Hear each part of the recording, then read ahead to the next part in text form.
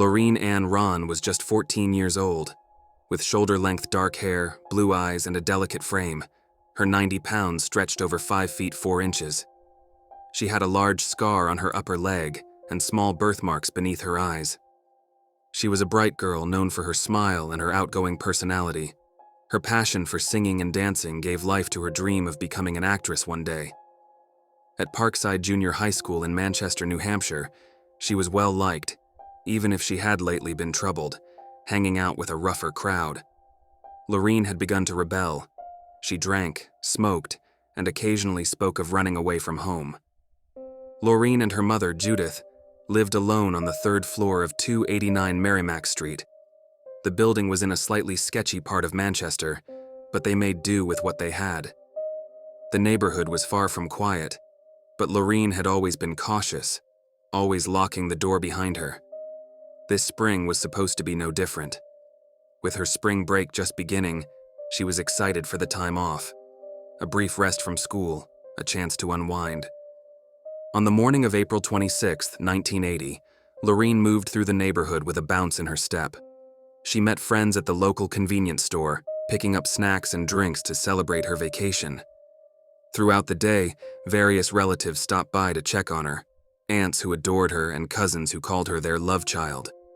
They were her support system, a big family scattered from New Hampshire to Florida, always keeping close despite the miles between them.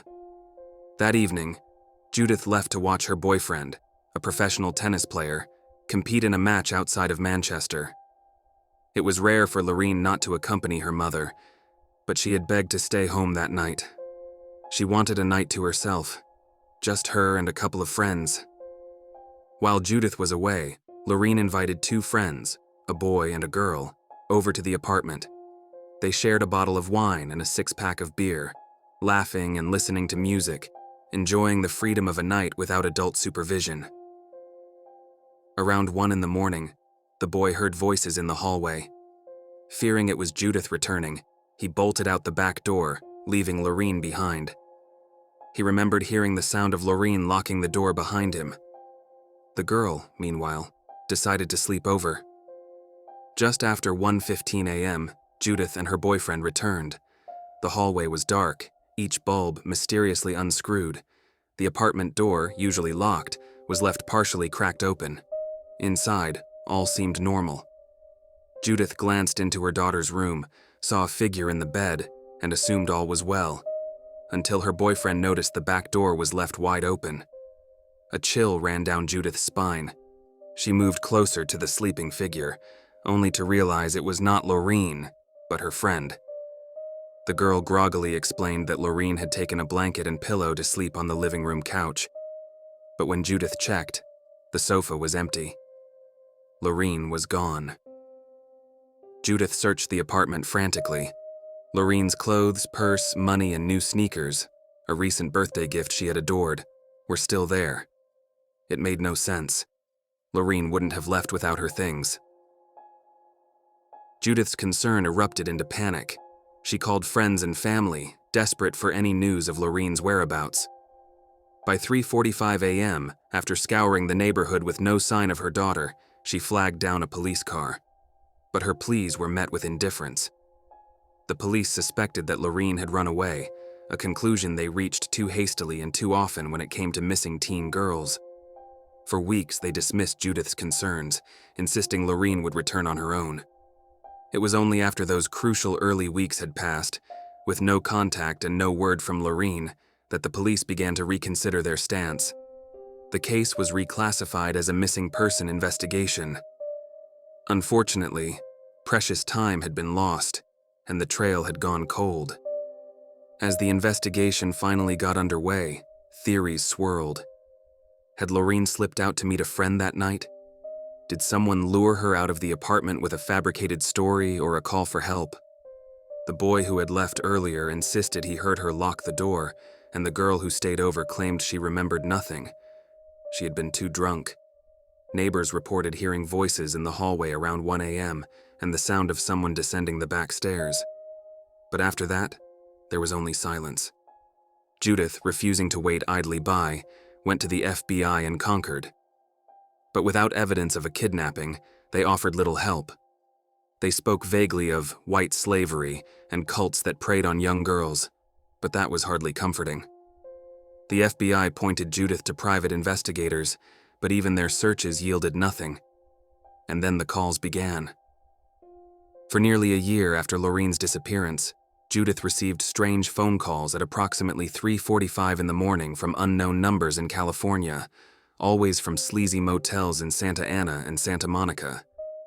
The caller never spoke, and eventually, Judith changed her number, and the calls stopped. Her sister, Janet, also received calls from a young girl asking for Mike, a name only Laureen used for her cousin Michael. The calls would go silent as soon as he picked up. When Judith reviewed her phone bills, she found 3 calls from a Santa Monica hotline for teens who had questions about sex. She believed that they were connected to her daughter's case. She didn't know if her daughter had placed the phone calls or if it was someone trying to mess with her. But either way, it felt like something that she needed to fully understand, in case it was pertinent to Laureen's case. Still, the doctor running the hotline denied knowing anything about Laureen. Although oddly, when investigators would later speak to the doctor years after Judith had reached out to him, the doctor suddenly recalled pertinent information that he'd failed to tell Judith. The doctor told the investigators that there had been a young teen girl from New Hampshire who had been accompanied by an older woman. The girl, he claimed, had eventually moved to New York. Over the years, leads would surface. Jane Does, who seemed like they could be Laureen, were found miles away from Manchester, in places like Nevada, Texas, and New Jersey. Each new clue, each new body found, brought Judith a sliver of hope, but DNA tests and dental records permanently closed the door yet again.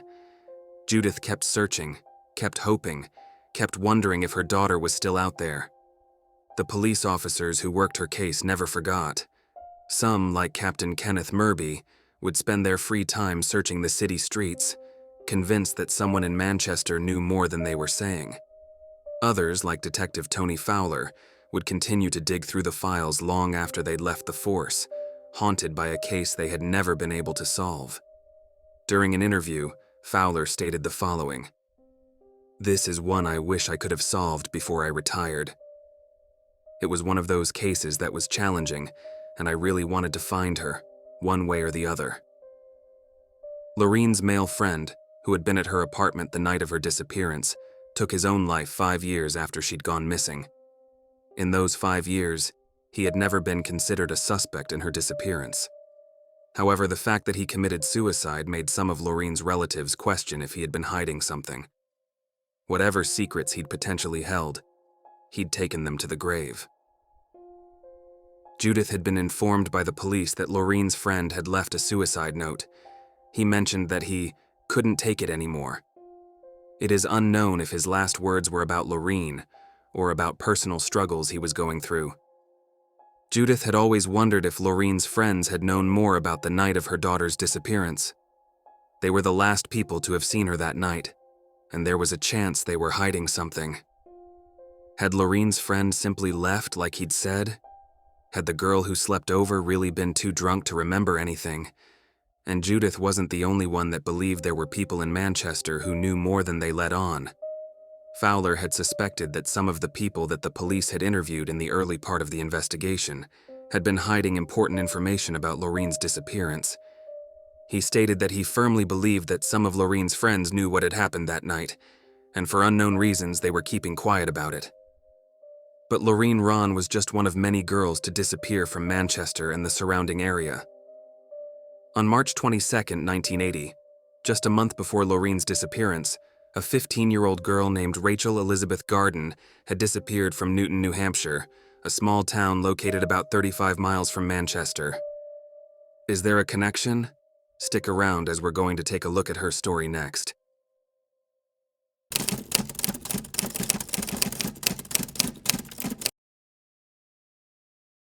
It was a crisp spring night when Rachael Garden, a bright-eyed freshman with light brown hair, set out on foot from Rose Corner Market on Route 108. She had just bought a pack of cigarettes and some chewing gum, a minor rebellion in a small town where everyone knew everyone else's business. The owners of the store, familiar with Rachael, had long ago turned a blind eye to the law prohibiting the sale of cigarettes to minors. Sometime between 9 and 9:30 p.m., she left the market and began the short walk to her friend's house for a sleepover. It was a route she had taken many times before, but on this night, Rachael Garden vanished into thin air, never to be seen again. The next morning, as the sun rose, a quiet unease settled over Newton, New Hampshire. Rachel's parents were the first to notice she hadn't come home yet. They'd expected her back by 10 in the morning, after what they believed was a typical sleepover. When she didn't return, they called her friend's house in a panic, only to be met with bewildering news. Rachel's friend had no knowledge of any planned sleepover. In fact, she hadn't even seen Rachael the previous night. She'd been out of the house, babysitting, and later catching a movie. It turns out the sleepover story had been a lie, leaving Rachel's true intentions that night a mystery. Rachael was a spirited 15-year-old, well-liked by her peers and teachers at Sanborn Regional High School, although she had recently begun to rebel against her parents' strict rules, often sneaking out to party with friends in the dense woods that encircled their small town. The parties were a secret, a place where they could drink, smoke, and vent about the frustrations of teenage life. As the oldest of 4 siblings, Rachael often found herself babysitting while her friends enjoyed their freedom. She felt the weight of responsibility bearing down on her, a pressure that she resented and was desperate to escape. The police initially viewed Rachel's disappearance as the impulsive act of a runaway teenager. They pointed to her recent rebellious behavior and the fabrication about the sleepover as evidence. After all, she hadn't taken any of her belongings, nor had she left any clues behind. But to those who knew Rachael best, this theory made little sense. She had left behind her beloved horse, a constant companion she would never have willingly abandoned. Her friends and family insisted that something was terribly wrong. Still, the police were convinced she would return on her own when she was ready. Rachel's description was broadcast across the area. A petite young girl, 5'1", weighing around 100 pounds, with hazel eyes and light brown hair. She had pierced ears and usually wore a retainer. She was last seen wearing jeans, brown shoes, a two-tone blue ski jacket, and a plaid shirt. She carried a dark blue bag emblazoned with the word "Things" in bold white letters. The local community held its breath, hoping for a miracle. As days turned into weeks, multiple witnesses came forward, claiming they had seen Rachael on the night she vanished. She was reportedly spotted approaching a dark-colored car occupied by 3 teenage boys known around town for their troubled pasts. These guys were no strangers to Rachael. She had crossed paths with them before. What happened next is a matter of speculation. Did she willingly get into the car, seeking the thrill of adventure? Or was she coerced? No one could say for sure. In fact, there is no evidence at all to prove that they'd had anything to do with her disappearance. The police initially dismissed the sighting as just another unsubstantiated rumor. But then, a chilling twist emerged. Not long after her disappearance, one of the boys confessed to killing Rachael. He provided directions to where her body was supposedly buried, in a wooded area just off Route 108. The police combed through the thick underbrush, their flashlights cutting through the darkness like knives. But they found nothing. No remains, no evidence, not a single clue. The confession was soon dismissed as a hoax, the desperate act of a disturbed young man seeking attention. As we'd learned, Rachel's disappearance bore an eerie resemblance to another case that would come to grip the community just a month later. Like Rachael, Laureen Rahn was a young girl with brown hair, similar in age and appearance. She too had vanished on a Saturday night after visiting a corner liquor store, despite being underage. A new fear took root as whispers of a possible connection between the cases grew louder. Had the same person who had taken Rachael also abducted Laureen in Manchester, a town just a few miles away? The mystery deepened even further when, on June 8, 1980, only 6 weeks after Laureen had gone missing, yet another woman disappeared. Denise Daneault, a 25-year-old, was last seen leaving a bar in Manchester, just blocks from Laureen's apartment. Witnesses recalled seeing her in conversation with Bob T. Evans, a man who lived nearby and was known to frequent the area. Denise had mentioned attending a house party, but she never made it there. She vanished that night as well, just like the others. As for Rachael, she is still missing to this day. Her disappearance was classified as a non-family abduction, as the police didn't have any information about what had happened to her. The police did come to believe that she was a victim of foul play, though her body has never been found. Could Rachael's case be connected to Laureen Rahn's disappearance and the other missing women in the area? To help figure this out, let's take a look at Denise's case next.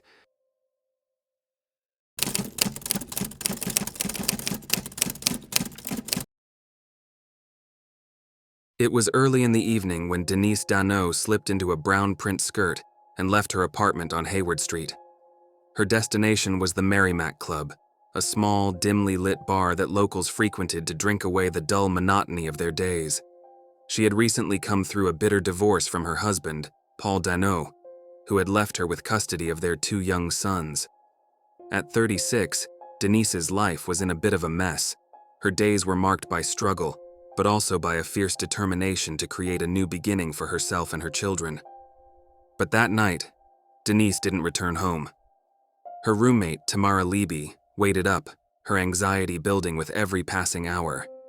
When the dawn light broke over Manchester's crumbling mill buildings and Denise still had not returned, Tamara called the police.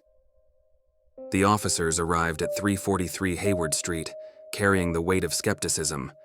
To them, Denise's disappearance seemed like just another case of an unhappy woman who had wandered off, perhaps to start fresh somewhere far from the disappointments of her past. But from those who knew Denise, they swore she would never have abandoned her kids. What no one knew was that Denise's path that night had crossed with a man named Terry Peter Rasmussen, a predator in disguise. Rasmussen had moved to Manchester in 1979 under the alias Bob Evans. To the unassuming neighbors, he was just another man, perhaps a bit rough around the edges, with a penchant for alcohol and a gruff demeanor. But a monster lurked behind the facade of this harmless electrician who worked at the Waumbec Mill. Dubbed the Chameleon Killer, Rasmussen was known for his ability to blend seamlessly into his surroundings, adopting new names and new lives and always leaving behind a trail of death. Rasmussen did not select his victims randomly. He targeted young women, often single or divorced mothers with young children. These women had been worn down by life but were still fighting for a better future. He had a type. They were always women in their early 20s with dark, shoulder-length hair. Denise Daneault, with her brown hair and green eyes, fit his profile perfectly. The police did not immediately connect Denise's disappearance to Rasmussen. After all, he was known to them only as Bob Evans, an unreliable, violent drunk with a string of petty arrests for theft and writing bad checks. It wasn't until much later, long after Rasmussen had vanished, that they began to see the pattern in the carnage he left behind. It was around the time of Denise's disappearance that another woman went missing, Denise Baudin, who lived on the same street as Denise Daneault. Baudin, 23, shared many of the same features as Denise Daneault. She was 5 feet 4 inches, weighed 140 pounds, and had brown, shoulder-length hair. She lived in the 900 block of Hayward Street with Rasmussen, who had by then become her boyfriend. On November 26, 1981, Denise Baudin joined her family for Thanksgiving dinner in Goffstown, New Hampshire. It would be the last time they would ever see her. When her parents went to her apartment days later, they found it abandoned. Her belongings, hastily left behind, suggested a sudden departure. Oddly, Baudin's disappearance wasn't reported until 2016, some 35 years after she and her 6-month-old daughter Dawn vanished without a trace. By then, authorities had begun to connect the dots. Both Denises had lived on the same street. Both had disappeared without a trace, leaving behind loved ones who would never hear from them again. And in both cases, Rasmussen was the last person to see them alive. The pieces of the puzzle began to come together in a wooded area in Allenstown, New Hampshire, known as Bear Brook State Park. In 1985, a police trooper named John Cody made a gruesome discovery, a 55-gallon barrel containing the skeletal remains of a woman and a young girl. Their bodies were wrapped in plastic and electrical wire, and their cause of death was blunt force trauma.